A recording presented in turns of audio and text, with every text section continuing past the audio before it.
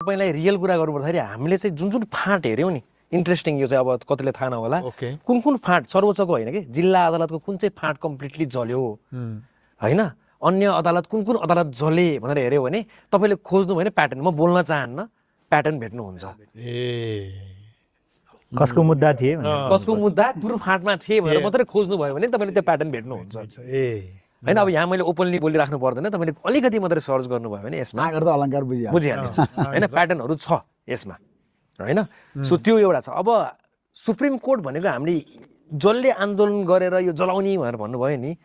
त्यहाँ एउटा के बुझ्नु भएन भने सुप्रिम कोर्टको बिल्डिङ र सुप्रिम कोर्टको फाइलले चाहिँ अन्याय गरेको थिएन कि त्यहाँभित्र भएका संरचनामा भएका मिसडुइङ र त्रुटिहरू त संरचनाले र फाइलले लिएर आएको होइन हाम्रो सिस्टमले लिएर आएको थियो सिस्टम एक्चुअली डाउन भइसकेपछि त्यसलाई परिवर्तन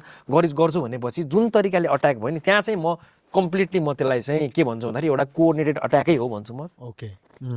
र हाम्रो ओभरअल यो सिस्टमलाई फितलो पार्न गरेकै हो जस्तो लाग्छ मलाई हेर्दाखेरि जसले गर्नुभयो त्यो गर्ने गरेकै हो अब